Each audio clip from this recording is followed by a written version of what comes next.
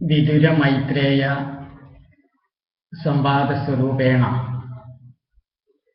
സർഗം എന്ന ലക്ഷണത്തെക്കുറിച്ച് പറയുകയാണ് മൂന്നാമത്തെ സ്കന്ധത്തിൽ ചെയ്യുന്നത്. സർഗം എന്ന് പറഞ്ഞാൽ നമ്മൾ വിഷയം പറയുന്ന സന്ദർഭത്തിൽ സൂചിപ്പിച്ചിട്ടുണ്ടായിരുന്നു. ഭൂതമാത്രേന്ദ്രിയ ധിയാം ജന്മ സർഗ ഉദാഹൃത എന്നാണ്. പ്രധാനമായിട്ട് 3ഉം 4ഉം സ്കന്ധങ്ങളെ കുറിച്ചിട്ടാണ് ഈ സർഗത്തെയും വിസർഗത്തെയും കുറിച്ച് പറയുവാനായിട്ട് വ്യാസമഹർഷി തെരഞ്ഞെടുത്തിരിക്കുന്നത്. ഈ 3ഉം 4ഉം സ്കന്ധങ്ങളെ പ്രത്യേകിച്ചിട്ട് സംഘർഷണ ഭാഗവതം എന്ന പേരിലും അറിയപ്പെടുന്നുണ്ട്. കാരണം പ്രധാനമായിട്ട് 2 ഗുരുപരമ്പരകളാണ് ഈ ഭാഗവതോപദേശത്തിൽ വരുന്നത്. ഒന്ന് നമ്മൾ കണ്ടു, ആദിപരബ്രഹ്മത്തിൽ നിന്നും ആദി നാരായണൻ ലഭിച്ചു. നാരായണൻ ബ്രഹ്മദേവന്, ബ്രഹ്മദേവൻ നാരദർക്ക്, നാരദര് വ്യാസന്, വ്യാസര് സൂതനും ശുഗനും എന്നുള്ള രീതിയിൽ ആ പരമ്പര ഇപ്പോഴും തുടർന്നു കൊണ്ടിരിക്കുന്നതായിട്ട് നമുക്കവിടെ കാണുവാനായിട്ട് സാധിച്ചു. അപ്പൊ ഈ സംഘർഷണ ഭാഗവതം അതിൻ്റെ ഗുരുപരമ്പര എന്ന് വെച്ചാൽ ആ സനകാദികളാകുന്ന സനന്ദൻ, സനത്കുമാരൻ, സനാതനൻ എന്നൊക്കെ പറഞ്ഞിട്ടുള്ള നമ്മുടെ സനകാദികൾ, ആ സനകാദി ഋഷീശ്വരന്മാരെ ആയത് അനന്തനെയാണ് ഉപദേശിക്കുന്നത്. അനന്തൻ അത് സാംഖ്യായനന് ഉപദേശിക്കുകയുണ്ടായി. സാംഖ്യായനൻ പരാശരനും, പരാശരൻ മൈത്രേയ മഹർഷിക്കും ഉപദേശിക്കുകയാണ് ചെയ്തത്. അങ്ങനെ ആ ഗുരുപരമ്പരയിൽ നിന്നും തുടർന്നു വരുന്ന പരമ്പരയാണ് ഇവിടെ ഇപ്പോഴും ഈ ആശയത്തെ മുന്നിലേക്ക് നല്ല രീതിയിൽ ധാർമ്മികമായ രീതിയിൽ പ്രചരിപ്പിച്ചുകൊണ്ടിരിക്കുന്നത്. അപ്പൊ ഇവിടെ നമ്മുടെ ഈ 2ാമത്തെ സ്കന്ധത്തിൽ സാന്ദർഭികമായിട്ട് പറയാണ്ടായിട്ടുണ്ടായിരുന്നു. അതായത് വിതുരൻ മൈത്രേയ മഹർഷിയിൽ നിന്നും ഭാഗവതത്തെ ഉപദേശമായിട്ട് സ്വീകരിക്കുകയുണ്ടായി എന്ന് 2ാമത്തെ സ്കന്ധത്തിൽ നമ്മളൊന്ന് സൂചിപ്പിക്കേണ്ടതായിട്ടുണ്ട്. അപ്പോ സൂതബ്രഹ്മർഷിയോട് സനകാദികൾ ചോദിക്കുകയാണ്, വിതുര മൈത്രേയ സംവാദ രൂപേണ സർഗം എന്ന ആശയത്തെ, വിഷയത്തെ പ്രതിപാദിച്ചാൽ അത് അധികം നന്നായിരിക്കും. എന്തുകൊണ്ടെന്നാൽ വിതുരരും അപ്രകാരം മൈത്രേയരായ മഹർഷിയും മഹാഭാഗവതന്മാരാണല്ലോ. അപ്പൊ അവരുടെ സമ്മേളനത്തിൽ, അവരുടെ സംഗമത്തിൽ നിന്നും ഉരുത്തിരിഞ്ഞു വന്ന സത്സംഗത്തിൽ ഭാഗവത മഹിമയുടെ അതീവ ചൈതന്യം അല്ലെങ്കിൽ സാന്നിധ്യം ഒന്നുകൂടി ഉണ്ടായിരിക്കും. ആയതുകൊണ്ട് അത് പറഞ്ഞു തരണം എന്ന് പറയുകയാണ്. മഹർഷിമാരുടെ ആവശ്യം, ചോദ്യത്തെ കേട്ടപ്പോൾ സൂതന് വളരെയധികം സംതൃപ്തി ഉണ്ടായി. അപ്പൊ ഇതേ ചോദ്യം വാസ്തവത്തിൽ പരീക്ഷിത്ത് ശ്രീ ശുഗനോടും ചോദിക്കുകയുണ്ടായിട്ടുണ്ട്. അപ്പോ ശ്രീ ശുഗൻ ആയതിനുള്ള മറുപടി പരീക്ഷത്തിന് നൽകുകയുണ്ടായിട്ടുണ്ട്.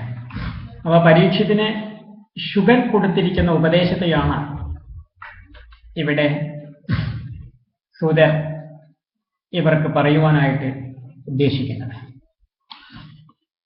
അപ്പോ 3യ സ്കന്ധത്തിൽ 1ാമത്തെ അധ്യായത്തിലൂടെ അങ്ങനെ നമുക്കതിലെ ഓരോ അധ്യായങ്ങളിലെയും കഥകളെ മനസ്സിലാക്കിക്കൊണ്ട് അങ്ങോട്ട്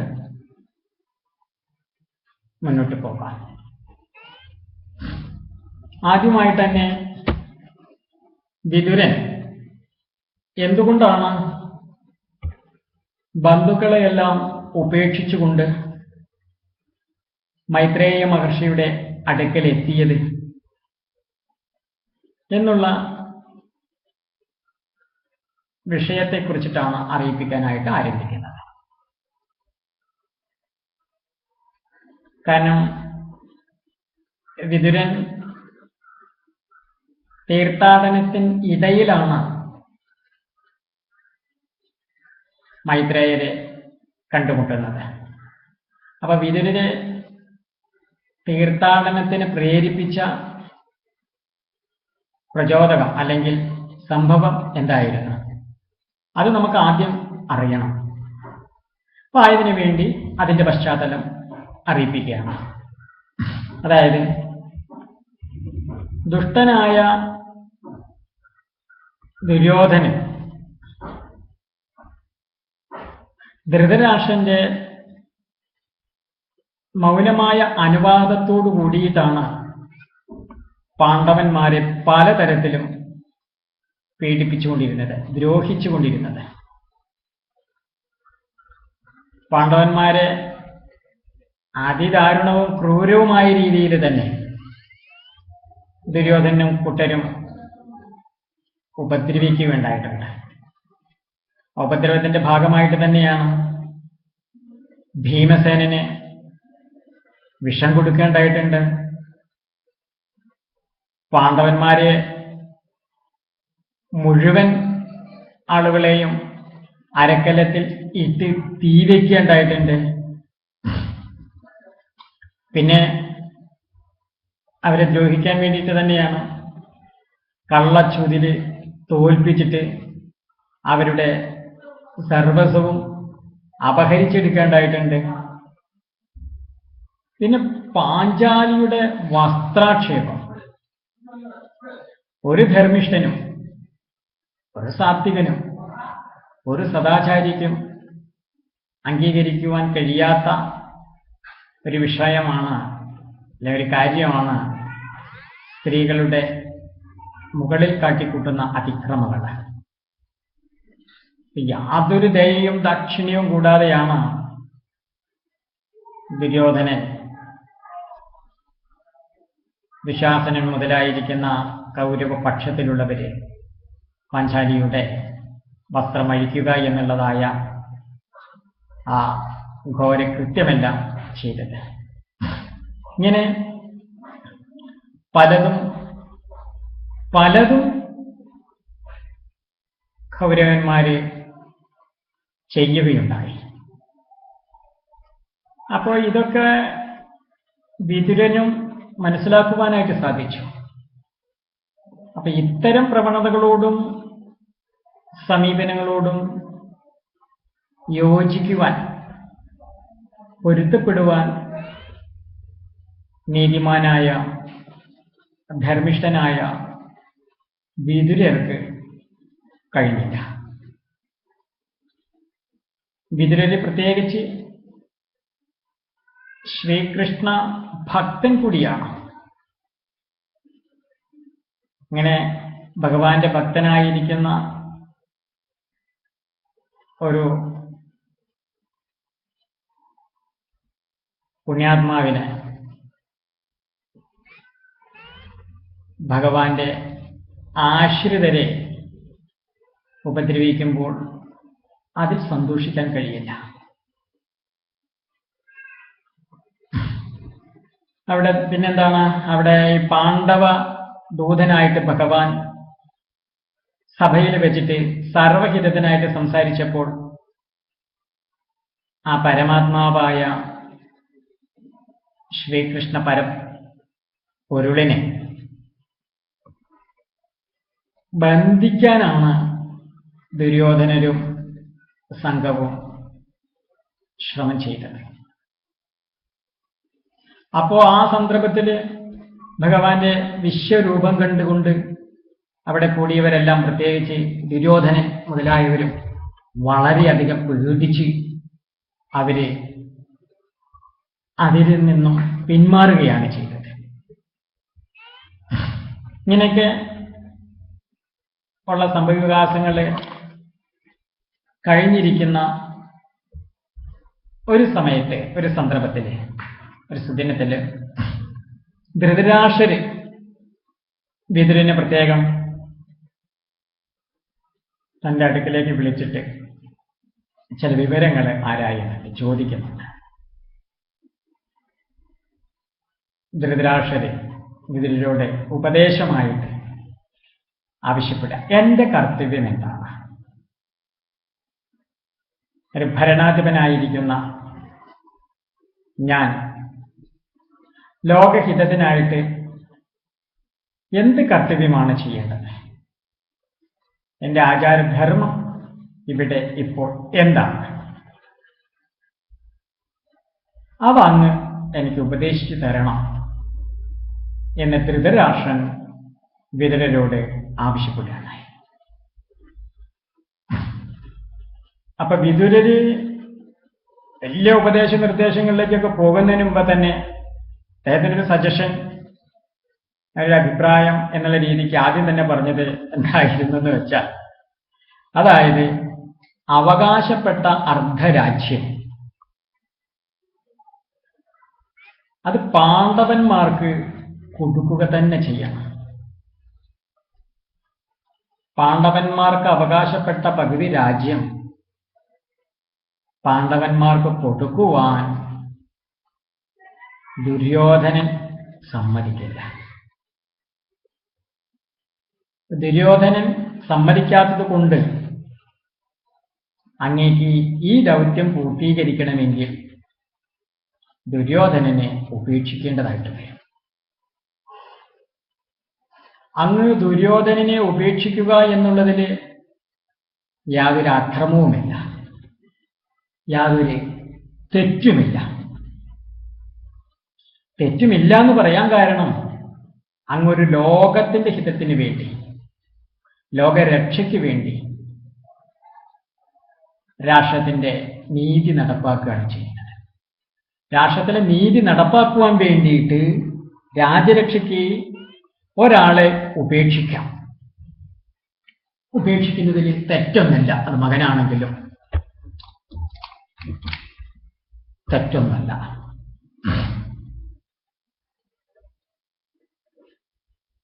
അല്ല, ഇനിയിപ്പോ അങ്ങ് അങ്ങനെ ചെയ്തില്ല എന്ന് വരികയാണെങ്കിൽ, ഈ ദുര്യോധനനെ ഉപേക്ഷിക്കുവാൻ അങ്ങ് തയ്യാറാകുന്നില്ല എന്ന് വരികയാണെങ്കിൽ, അങ്ങേക്ക് അങ്ങയുടെ കുലത്തിന്റെ, കുടുംബത്തിന്റെ നാശം മാത്രമല്ല, രാഷ്ട്രത്തിന്റെ നാശം തന്നെ വന്ന് ഭവിക്കും.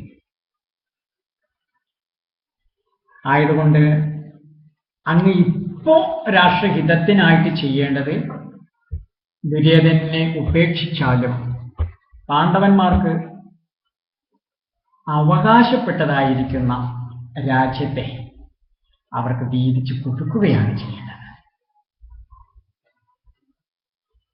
അപ്പോ ഈ അവസാന ഭാഗം കേട്ടുകൊണ്ടാണ് ദുര്യോധനന്റെ അവിടേക്കുള്ള വരവുണ്ടായത്. ഇല്ലെങ്കിൽ തന്നെ ദുര്യോധനന് വിതുരന്റെ സമീപനങ്ങളിലും ഇടപെടലുകളിലും അത്ര വലിയ രസമൊന്നുമില്ല. കാരണം ധർമ്മിഷ്ഠനാണ് വിതുരൻ. അപ്പൊ ധർമ്മോപദേശം അധർമ്മം ചെയ്യുന്നവർക്ക്, ദുഷ്ടന്മാർക്ക് അത്ര രസമൊന്നും തോന്നില്ല കേൾക്കാൻ. കാരണം അവർക്കേ നിശ്ചയമുണ്ട് അവർ ചെയ്യുന്നത് ശരിയല്ല. അപ്പൊ ആ ശരിയല്ലായ്മയെ ഒന്നുകൂടി ചൂണ്ടിക്കാണിക്കുമ്പോൾ അവർക്ക് അവരുടെ ഉൾഭയം ഒന്നുകൂടി വർദ്ധിക്കുകയാണ് ചെയ്യുക. ഭയം വർദ്ധിക്കുമ്പോഴോ അവർക്ക് അവരുടെ വിവേകം നഷ്ടപ്പെടുകയും, വിവേകം നഷ്ടപ്പെടുമ്പോഴോ പിന്നെ അവര് ചെയ്തു കൂട്ടുന്നത് അത്രയും അബദ്ധങ്ങളുമായി. അപ്പൊ ഈ വാക്കുകൾ ഇങ്ങനെ കേട്ടിട്ടാണ് ദുര്യോധനൻ അവിടേക്ക് വന്നത്. അപ്പൊ ദുര്യോധനൻ പറഞ്ഞു, ദാസീപുത്രന്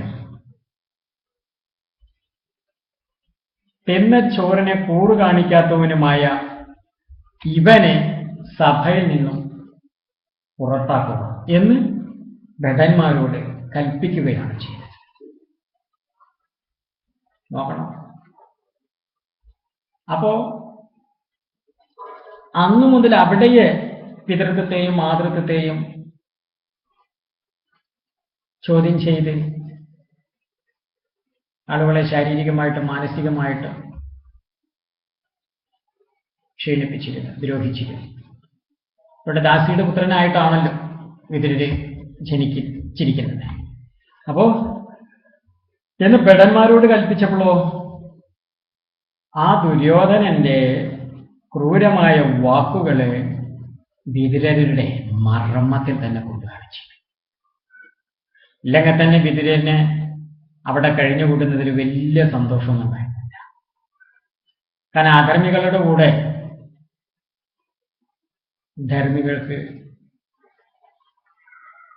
നിലനിൽക്കാൻ കഴിയില്ല. അപ്പൊ നമ്മൾ വിചാരിച്ചിരിക്കുന്ന എന്താണ്? ഭാഗവതം അങ്ങോട്ട് പഠിച്ചാൽ അല്ലെങ്കിൽ ഗീത അങ്ങോട്ട് പഠിച്ചാൽ എന്ത് തോന്യാസം ചെയ്തു, എന്ത് അക്രമം ചെയ്തു, എന്ത് അധർമ്മം ചെയ്തു, നമ്മുടെയും നമ്മുടെ പക്ഷത്തെയും അങ്ങോട്ട് വിജയത്തിന്റെ പടവുകൾ അങ്ങോട്ട് ചവിട്ടി കയറ്റാൻ പറ്റും. ഭീകത്വം ആശങ്കയും ഒന്നുമില്ലാതെ തോന്നിയത് അങ്ങോട്ട് ചെയ്യാൻ പറ്റുന്നൊക്കെയാണ് പലരും ധരിച്ചു വെച്ചിരിക്കുന്നത്. അങ്ങനെയല്ല. പരമരഹസ്യം യാഥാർത്ഥ്യം അറിയുമ്പോൾ നമ്മൾ ആർദ്രരും അതുപോലെ തന്നെ സമഭാവനയും സഹാനുഭൂതിയും ഒക്കെ ഉള്ള ഒരു വ്യക്തിത്വമായിട്ട് ഉയരുകയാണ് ചെയ്യുക. അപ്പൊ ആത്മീയമായ ദൃഷ്ടിയിൽ അങ്ങനെയുള്ളൊരു വ്യക്തി ഒരാളെയും ശല്യപ്പെടുത്തുവാൻ, ഉപദ്രവിക്കുവാൻ കൂട്ടുനിൽക്കില്ല. അപ്പൊ ഇത്തരം വാക്കുകളെ കേട്ടപ്പോ വിതുരന്റെ സന്യാസത്തിന്, അല്ലെങ്കിൽ നിങ്ങളുടെ ഭാഷയിൽ പറഞ്ഞ പലായനത്തിന്, ഒളിച്ചോട്ടത്തിന്, അല്ലെങ്കിൽ തീർത്ഥാടനത്തിന് ആ വാക്കുകള് പ്രചോദനമായി, പ്രേരകമായി. കാരണം ഒഴുകുന്ന തോണിക്ക് ഒരു ഉന്ത് എന്ന പോലെ വിതുരൻ സന്തോഷിക്കുകയാണ് ചെയ്തത്. കാരണം സത്യധർമാദികൾക്ക് സ്ഥാനം കൊടുക്കാത്ത, മായയെ അധർമ്മത്തെ പ്രാവർത്തികമാക്കിക്കൊണ്ടിരിക്കുന്ന സ്ഥാനത്ത് തനിക്കെന്താണ് കാര്യം? ഇനിയും താൻ ഇവിടെ തുടരേണ്ടതായിട്ടില്ല. വിതുരൻ തൻ്റെതായിരിക്കുന്ന വില്ല് ധൃതരാഷ്ട്രന്റെ മുൻപിൽ വെച്ചിട്ട് സഭ വിട്ട് പുറത്തേക്ക് പോവാനുണ്ടായത്. പുറത്തു പോയത് വിതുരൻ മാത്രമാണോ? വാസ്തവത്തിൽ വിതുരന്റെ യാത്രയോടുകൂടി രാജധാനി വിട്ടുപോയത് വെറൊരു മന്ത്രി മാത്രമല്ല, വിതുരൻ മാത്രമല്ല. പിന്നെയോ ആ കൗരവ കുടുംബത്തിൽ ഉണ്ടായിരുന്ന പുണ്യം കൂടി പോവുകയാണ് ചെയ്തത്. ധർമ്മിഷ്ഠനായ ഒരാളുണ്ടെങ്കിൽ, എത്ര അധർമ്മികളുണ്ടെങ്കിലും അവർക്ക് അത്ര പെട്ടെന്ന് ആപത്തുകളൊന്നും ഏൽക്കുകയില്ല. ഇവിടെ വിതുരന്റെ ആ മഹിമയുടെ പ്രഭാവം കൊണ്ടുകൂടിയാണ് അനവധി ക്രൂരകൃത്യങ്ങൾ ചെയ്തിട്ടും ദുര്യോധനൻ സംഘവും യാതൊരു ബാധയുമില്ലാതെ ഇപ്പോഴും അഹങ്കാരികളും അഭിമാനികളും തൻ്റെടികളും ഒക്കെ ആയിട്ട് ഇങ്ങനെ മുന്നോട്ട് പോയിക്കൊണ്ടിരിക്കുന്നത്. പക്ഷെ ഇപ്പം എന്തുണ്ടായി? ആ അവരുടെ വിജയത്തിന്, അവരുടെ നിലനിൽപ്പിന് കാരണമായിരിക്കുന്ന പുണ്യവും അവരെ ഉപേക്ഷിച്ചു പോയി എന്നാണ് നമുക്കിവിടെ മനസ്സിലാക്കാൻ സാധിക്കുന്നത്. ആയതുകൊണ്ട് തന്നെ ഒന്ന് മനസ്സിലാക്കാം, കൗരവന്മാരുടെ നാശത്തിന് ഇനിയും അധികം സമയമില്ല.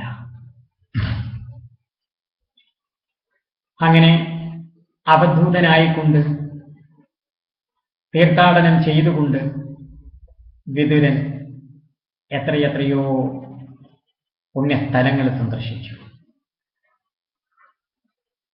കാരണം തീർത്ഥാടനം ചെയ്യുന്ന പുണ്യാത്മാക്കളുടെ സാന്നിധ്യമാണ് തീർത്ഥങ്ങളെയും തീർത്ഥസ്ഥാനങ്ങളെയും പവിത്രമാക്കുന്നത്. അങ്ങനെ പുണ്യമായ തീർത്ഥങ്ങളിലെ കുളിയെല്ലാം കഴിഞ്ഞ് അദ്ദേഹം ഒരു ദിവസം കാളിന്തി തീരത്തിലും എത്തിച്ചേരുകയാണ് ഉണ്ടായത്.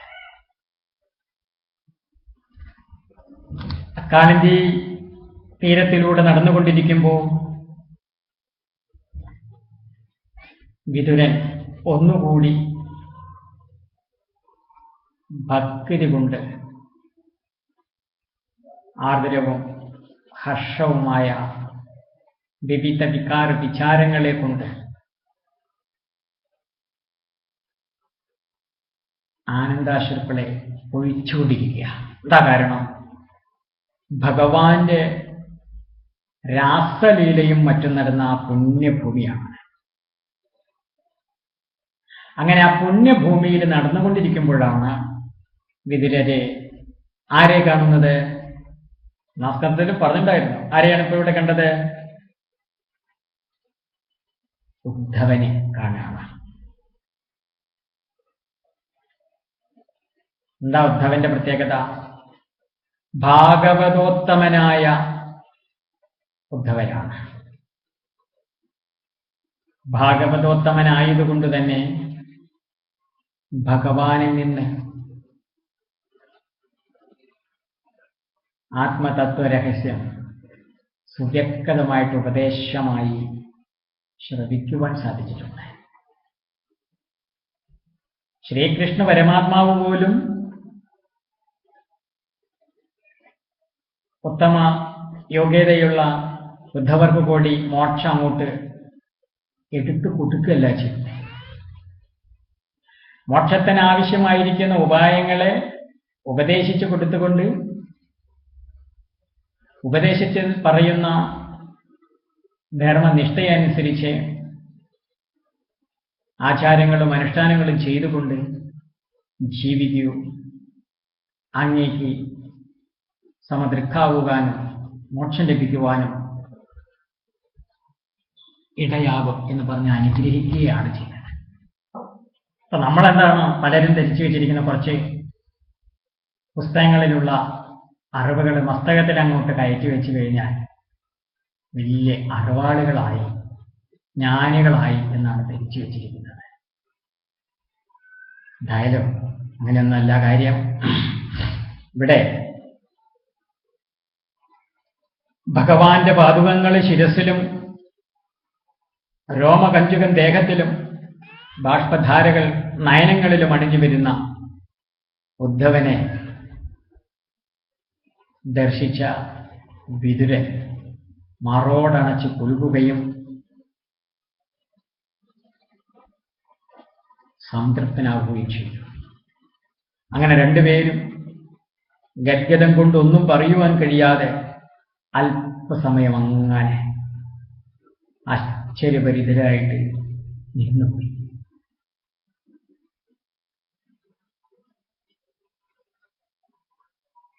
എന്നാൽ സൂക്ഷ്മ ദൃഷ്ടിയായ വിതുരന് ഉദ്ധവരുടേതായ പെരുമാറ്റത്തിൽ നിന്നും പ്രതികരണത്തിൽ നിന്നും എന്തോ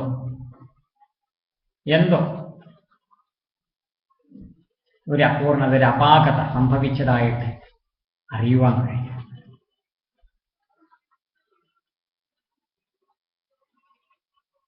അങ്ങനെ സംശയാലുവായ വിതുരൻ ഭഗവാന്റെയും ഭഗവാന്റെ ഭക്തന്മാരായ യാദവരുടെയും പാണ്ഡവന്മാരുടെയും വർത്തമാനങ്ങളെ കുറിച്ചിട്ട് അന്വേഷിച്ചു.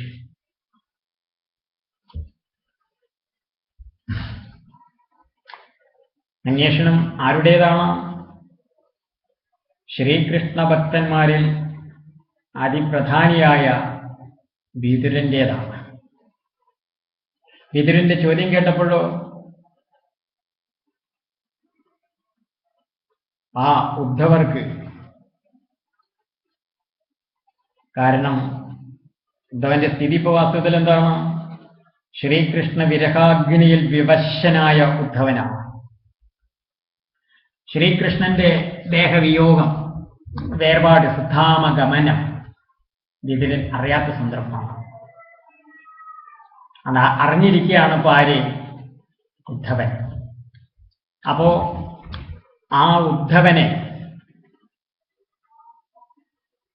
വിതുരനുടേതായ ചോദ്യം കേട്ടപ്പോ ഒന്നുകൂടി ഗദ്ഗതങ്ങൾ ഉണ്ടാവുകയും അല്പനേരത്തേക്ക് മൗനിയാവുകയുമാണ് ഉണ്ടായത്.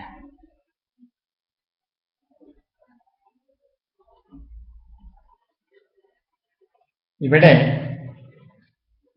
ഉദ്ധവനെ ഇങ്ങനൊരു ഭക്തി എങ്ങനെ ഉണ്ടായെന്ന് ആരും ആശ്ചര്യപ്പെടണ്ട. കാരണം ഉദ്ധവരുടെ ബാല്യകാലത്ത് കുട്ടിക്കളികളിൽ ശ്രീകൃഷ്ണനെ പൂജിക്കുകയും ആ ആനന്ദലഹരിയിൽ ലയിച്ച് ഭക്ഷണം പോലും മറക്കുകയും പതിവുള്ള ഉദ്ധവനെ ഒരു നൂറ്റാണ്ട് കാലം പ്രധാനമന്ത്രിയായിരുന്നിട്ട് ഭഗവത് പാദ ശുശ്രൂഷ ചെയ്യാൻ സാധിച്ച ആ ബൃഹസ്പതി ശിഷ്യനാണ് ആര്? ഉദ്ധവൻ. അങ്ങനെയുള്ള ഉദ്ധവനെ ഇത്തരത്തിലുള്ളൊരു ഭക്തി ഭഗവാനിൽ ഉണ്ട് എന്ന് പറയുന്നതിൽ എന്തിനെയാണ് അതിശയിക്കുന്നത്? അത്ഭുതപ്പെടേണ്ട ആവശ്യമില്ല. അപ്പോ വിതുരന്റേതായിരിക്കുന്ന ചോദ്യത്തിന്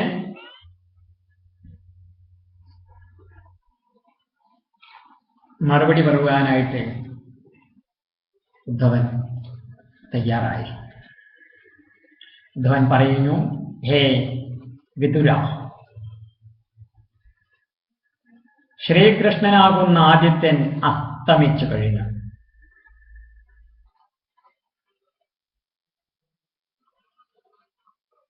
ഭഗവാൻ അസ്തമിക്കുന്നതിന് മുമ്പ് തന്നെ യാദവ കുലത്തെയും കാലമാകുന്ന സർപ്പം ഗ്രസിക്കുകയും ചെയ്തു.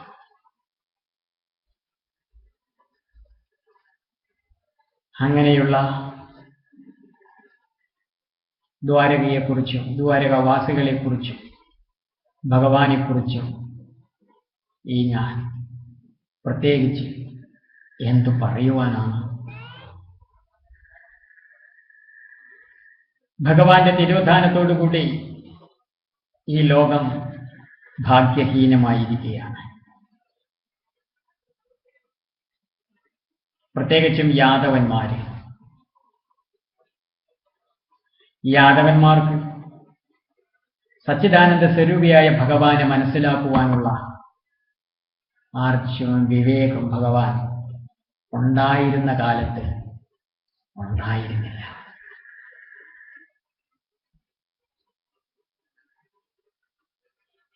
നോക്കൂ, പുണ്യലേശമില്ലാത്തവർക്ക് കൂടി തന്റെ സച്ചിദാനന്ദ സ്വരൂപത്തെ ഭഗവാൻ കാണിച്ചു കൊടുത്തില്ലേ?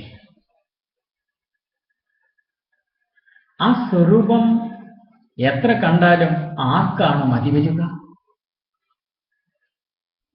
ഹേ വിതുര, ആ കരുണാവർണ്ണന്റെ വിരഹം എങ്ങനെയാണ് സഹിക്കുവാൻ സാധിക്കുക?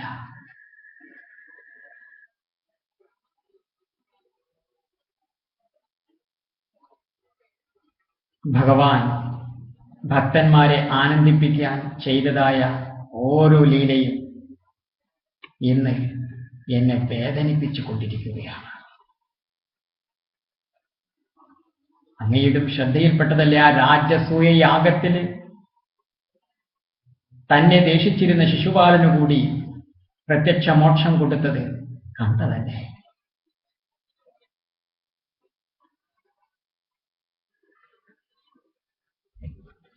കൈവല്യത്തിലും കൂടി കിട്ടാത്തതായ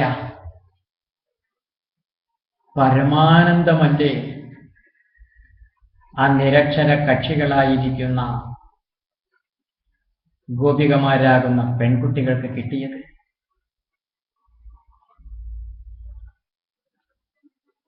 അങ്ങനെ ഉദ്ധവൻ ഭഗവാന്റെ അവതാരം മുതൽ രാസലീല വരെയുള്ള ലീലാവിശേഷങ്ങളെ വിതുരനെ ഒന്നുകൂടി ഓർമ്മപ്പെടുത്തി അനുസ്മരിപ്പിച്ചു കൊടുക്കുകയാണ് ചെയ്തത്. അവിടെ ആ കാളിന്തി തീരത്തിൽ വെച്ച് രാസലീലയെ സ്മരിച്ചപ്പോൾ ആ ഗോപിശിഷ്യനായ ഉദ്ധവന്റെ ഭക്തിപാരവശ്യത്താൽ സംസാരിക്കാൻ പോലും സാധിച്ചില്ല.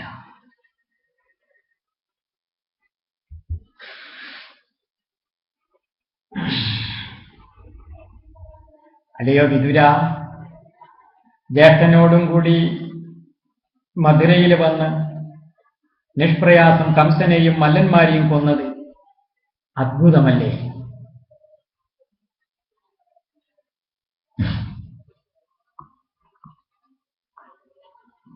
നമ്മുടെ ഭഗവാൻ പിന്നീട് സന്ദീപനി മഹർഷിയിൽ നിന്നും 64 ദിവസങ്ങളെ കൊണ്ട് സകല കലകളും പഠിച്ചതിന് ശേഷം മരിച്ചുപോയ ഗുരുപുത്രനെ യമലോകത്ത് നിന്നും കൊണ്ടുവന്ന് ഗുരുദക്ഷിണ സമർപ്പിച്ചതുമെല്ലാം ഓർക്കുമ്പോൾ ശ്രീകൃഷ്ണ ഭഗവാന്റെ സർവേശ്വരത്വം ആർക്കാണ് നിഷേധിക്കുവാൻ സാധിക്കുക?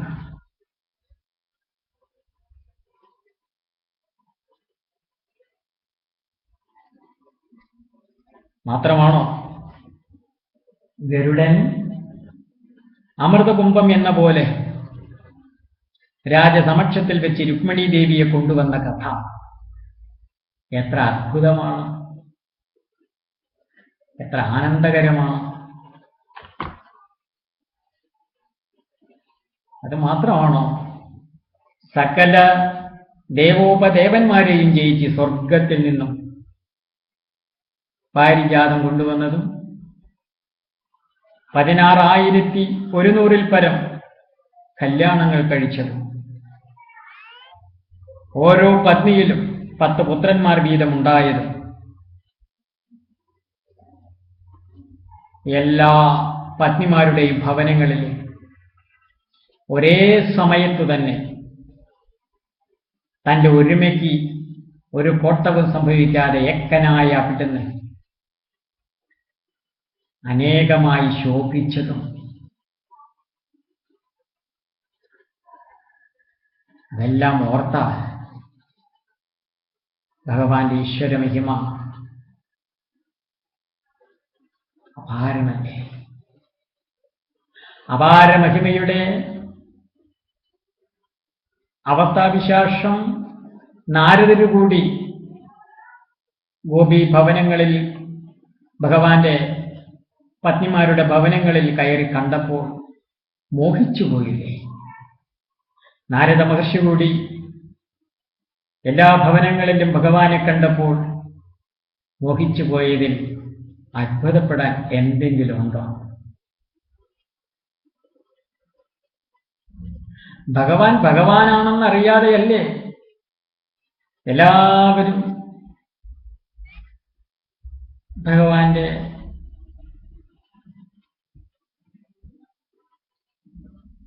സാന്നിധ്യത്തിൽ പെരുമാറിയിരുന്നത്?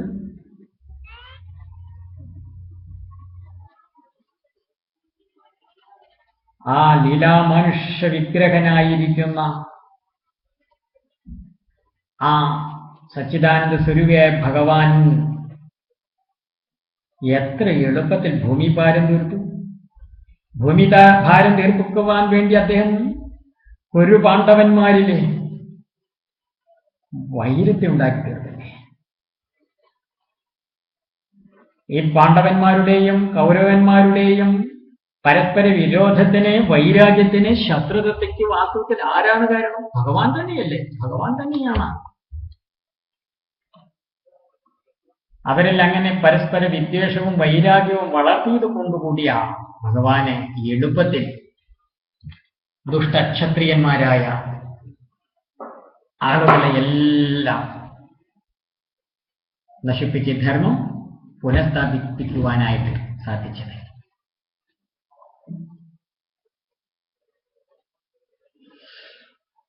ദുര്യോധനൻ, ദുശാസനൻ മുതലായിരിക്കുന്ന ആ ദുഷ്ടന്മാർ രണഭൂമിയിൽ മരിച്ചു കിടക്കുന്നത് കണ്ടിട്ടും നിസ്സംഗനായ കാലസ്വരൂപി തൃപ്തനാവാതെയല്ലേ ബ്രാഹ്മണ ശാപത്തെ കൊണ്ട് സ്വന്തം യദുവംശത്തെ കൂടി നശിപ്പിച്ചു കളഞ്ഞത്?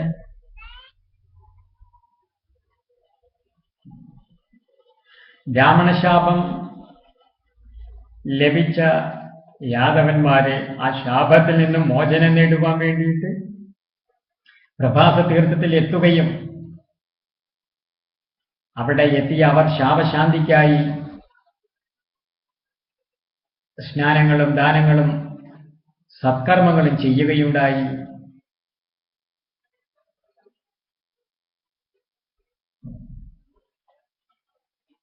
ഇത്രയും പറഞ്ഞ ഉദ്ധവൻ പിന്നീട് സംഭവിക്കാൻ പോകുന്ന യാദവന്മാരുടെ നാശമോർത്ത് ദുഃഖത്തോടുകൂടി അല്പസമയം സംസാരിക്കുവാൻ പോലും സാധിക്കാതെ നിന്നുപോയി.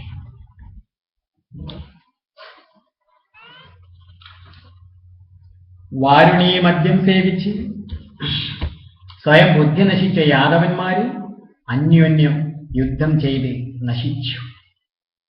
ഇതിനെല്ലാം സാക്ഷ്യം വഹിച്ച ശ്രീകൃഷ്ണ ഭഗവാൻ പ്രഭാസത്തിൽ നിന്നും പുറപ്പെട്ട് സരസ്വതി തടത്തിലുള്ള ആൽച്ചുവട്ടിൽ ഇരുന്നരുളുകയായിരുന്നു. ഹേ വിതുര, ഭഗവാന്റെ അനുഗ്രഹത്താൽ എനിക്ക് അവിടെ എത്തുവാനായിട്ട് സാധിച്ചു.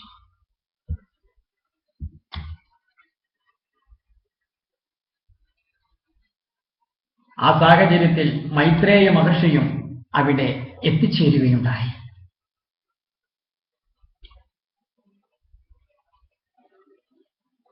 ദ്വാരകയിൽ വെച്ച് ഏകാദശം ഭഗവാൻ എനിക്ക് ഉപദേശം തന്നിരുന്നു. സരസ്വതി തീരത്തിൽ വെച്ച് ഞങ്ങൾക്ക് രണ്ടുപേർക്കും കൂടി ഭാഗവതവും ഉപദേശം തന്നു. ഭഗവാന്റെ കൽപ്പന പ്രകാരം ഞാൻ ഇനിയിപ്പോ ബദരിക്ക് പോയിക്കൊണ്ടിരിക്കുകയാണ്. മഹാഭാഗവതനായ വിതുര, ഭഗവത് വിരഹത്താൽ അങ്ങ് ദുഃഖിക്കുമെന്നറിഞ്ഞ അദ്ദേഹം ശ്രീമദ് ഭാഗവതം അങ്ങേക്ക് ഉപദേശം തരുവാൻ വേണ്ടിയിട്ട് മൈത്രേയ മഹർഷിയോട് ഏൽപ്പിച്ചിട്ടുണ്ട്. മൈത്രേയ മഹർഷി അങ്ങേക്ക് ഭാഗവതത്തെ ഉപദേശമായിട്ട് നൽകുന്നതായിരിക്കും. ഇത്രയും പറഞ്ഞുകൊണ്ട് ഭഗവത് പാദുകങ്ങൾ ശിരസിലും പാദങ്ങൾ മനസ്സിലും നാമമന്ത്രങ്ങൾ നാവിലും ധരിച്ചുകൊണ്ട് ഉദ്ധവൻ ബദരിയിലേക്കുള്ള യാത്ര തുടർന്നു.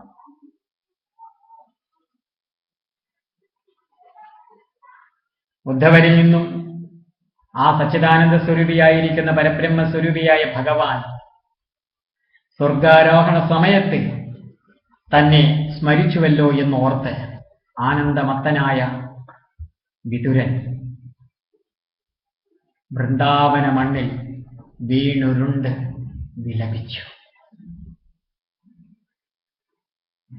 പിന്നീട് മൈത്രേയ മുനിയെ കാണുവാൻ വേണ്ടിയിട്ട്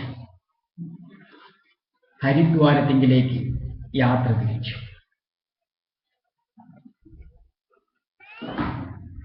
ഇനിയും വിതുര മൈത്രേയ സംവാദ സ്വരൂപത്തിലുള്ള സംഭാഷണം, തത്വവിശകലനം അത് ഹരിദ്വാരത്തിൽ നിന്നാണ് നമുക്ക് ശ്രവിക്കുവാനായിട്ട് സാധിക്കുക. ആ വിതുരനോടൊപ്പം നമുക്കും ഹരിദ്വാരത്തിലേക്ക് വിതുര മൈത്രേയ സംവാദം ക്ഷേമിക്കുവാനായിട്ട് പോവാം.